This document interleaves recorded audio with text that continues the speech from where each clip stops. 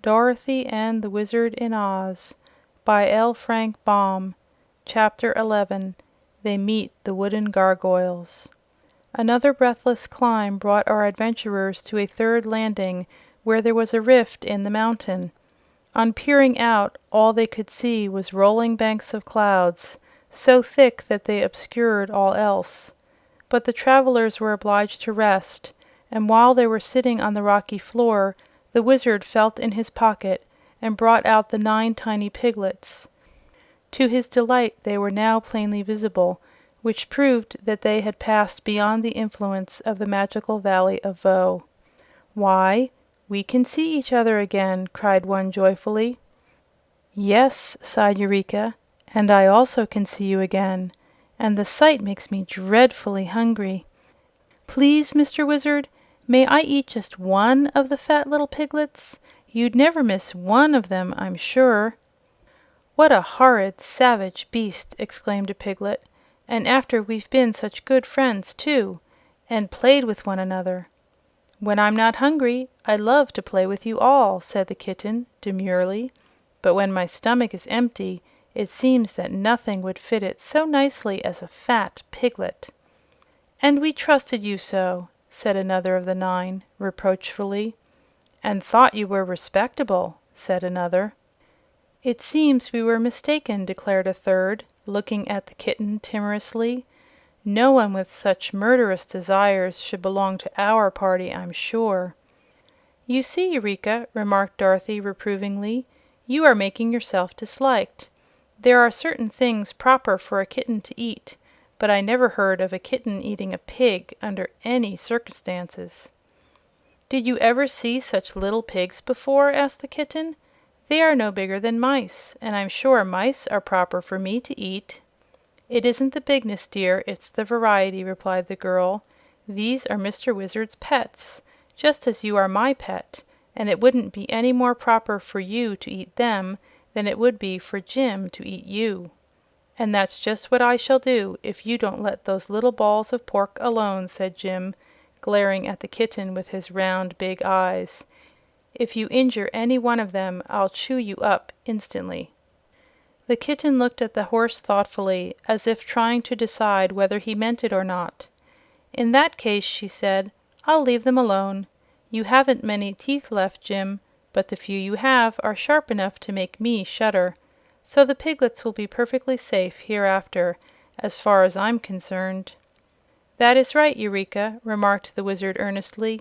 "Let us all be a happy family and love one another." Eureka yawned and stretched herself. "I've always loved the piglets," she said, "but they don't love me." "No one can love a person he's afraid of," asserted Dorothy. "If you behave and don't scare the little pigs, I'm sure they'll grow very fond of you." The Wizard now put the 9 tiny ones back into his pocket, and the journey was resumed. "We must be pretty near the top now," said the boy as they climbed wearily up the dark, winding stairway. "The country of the Gurgles can't be far from the top of the earth," remarked Dorothy. "It isn't very nice down here. I'd like to get home again, I'm sure." No one replied to this because they found they needed all their breath for the climb. The stairs had become narrower, and Zeb and the Wizard often had to help Jim pull the buggy from one step to another or keep it from jamming against the rocky walls. At last, however, a dim light appeared ahead of them, which grew clearer and stronger as they advanced.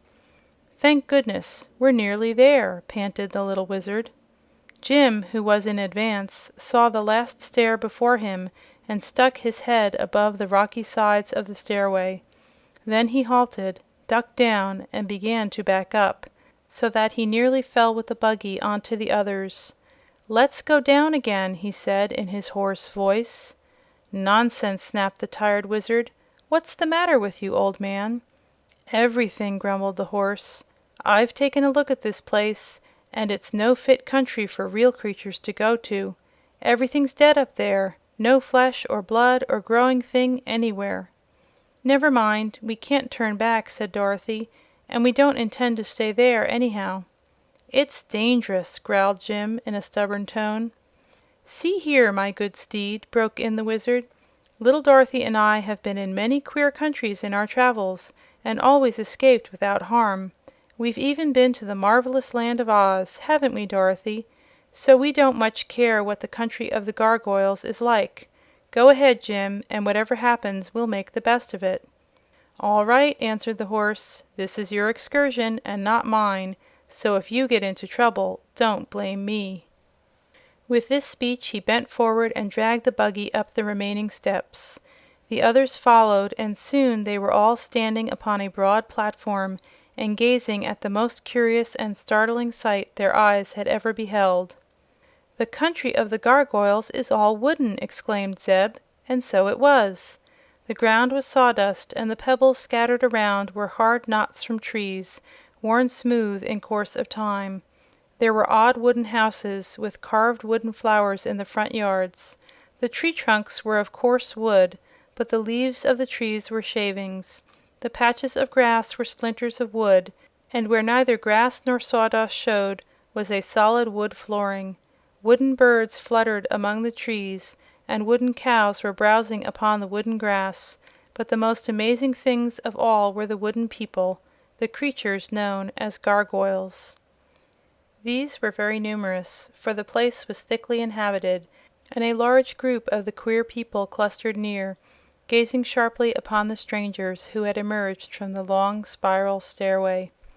The gargoyles were very small of stature, being less than 3 feet in height. Their bodies were round, their legs short and thick, and their arms extraordinarily long and stout. Their heads were too big for their bodies, and their faces were decidedly ugly to look upon. Some had long curved noses and chins, small eyes, and wide grinning mouths. Others had flat noses, protruding eyes, and ears that were shaped like those of an elephant. There were many types, indeed, scarcely two being alike, but all were equally disagreeable in appearance. The tops of their heads had no hair, but were carved into a variety of fantastic shapes, some having a row of points or balls around the top, others designs resembling flowers or vegetables, and still others having squares that looked like waffles cut criss-cross on their heads. They all wore short wooden wings, which were fastened to their wooden bodies by means of wooden hinges with wooden screws, and with these wings they flew swiftly and noiselessly here and there, their legs being of little use to them. This noiseless motion was one of the most peculiar things about the gargoyles. They made no sounds at all, either in flying or trying to speak, and they conversed mainly by means of quick signals made with their wooden fingers or lips. Neither was there any sound to be heard anywhere throughout the wooden country. The birds did not sing, nor did the cows moo, yet there was more than ordinary activity everywhere. The group of these queer creatures which was discovered clustered near the stairs at first remained staring and motionless, glaring with evil eyes at the intruders who had so suddenly appeared in their land. In turn, the Wizard and the children, the horse and the kitten, examined the gargoyles with the same silent attention. "There's going to be trouble, I'm sure," remarked the horse. "Unhitch those tugs, Zeb, and set me free from the buggy so I can fight comfortably." "Jim's right," sighed the Wizard. "There's going to be trouble, and my sword isn't stout enough to cut up those wooden bodies, so I shall have to get out my revolvers." He got his satchel from the buggy, and, opening it, took out 2 deadly-looking revolvers that made the children shrink back in alarm just to look at. "What harm can the Gurgles do?" asked Dorothy. "They have no weapons to hurt us with." "Each of their arms is a wooden club," answered the little man, "and I'm sure the creatures mean mischief by the looks of their eyes. Even these revolvers can merely succeed in damaging a few of their wooden bodies, and after that we will be at their mercy." "But why fight at all, in that case?" asked the girl. "So I may die with a clear conscience," returned the Wizard gravely. "It's every man's duty to do the best he knows how, and I'm going to do it." "Wish I had an axe," said Zeb, who by now had unhitched the horse. "If we had known we were coming, we might have brought along several other useful things," responded the Wizard. "But we dropped into this adventure rather unexpectedly." The gargoyles had backed away a distance when they heard the sound of talking, for although our friends had spoken in low tones, their words seemed loud in the silence surrounding them. But as soon as the conversation ceased, the grinning, ugly creatures arose in a flock and flew swiftly toward the strangers, their long arms stretched out before them like the bowsprits of a fleet of sailboats. The horse had especially attracted their notice because it was the biggest and strangest creature they had ever seen, so it became the center of their first attack. But Jim was ready for them, and when he saw them coming he turned his heels toward them and began kicking out as hard as he could. Crack, crash, bang went his iron-shod hoofs against the wooden bodies of the gargoyles, and they were battered right and left with such force that they scattered like straws in the wind. But the noise and clatter seemed as dreadful to them as Jim's heels, for all who were able swiftly turned and flew away to a great distance. The others picked themselves up from the ground, one by one, and quickly rejoined their fellows, so for a moment the horse thought he had won the fight with ease. But the Wizard was not so confident. "Those wooden things are impossible to hurt," he said, "and all the damage Jim has done to them is to knock a few splinters from their noses and ears. That cannot make them look any uglier, I'm sure, and it is my opinion they will soon renew the attack." "What made them fly away?" asked Dorothy. "The noise, of course. Don't you remember how the champion escaped them by shouting his battle cry?" "Suppose we escape down the stairs, too," suggested the boy.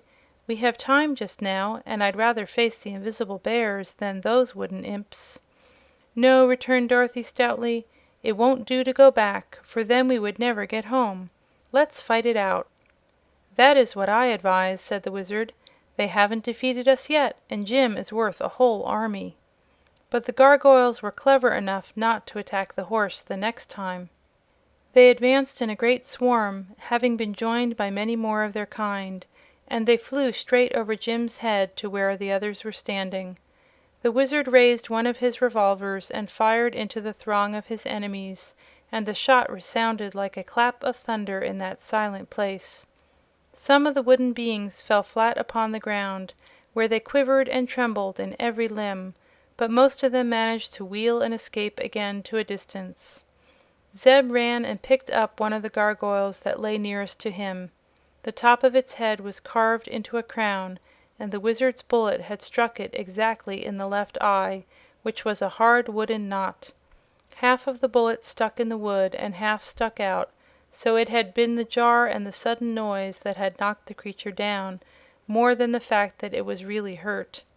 Before this crowned gargoyle had recovered himself, Zeb had wound a strap several times around its body, confining its wings and arms so that it could not move. Then, having tied the wooden creature securely, the boy buckled the strap and tossed his prisoner into the buggy. By that time the others had all retired. End of chapter 11.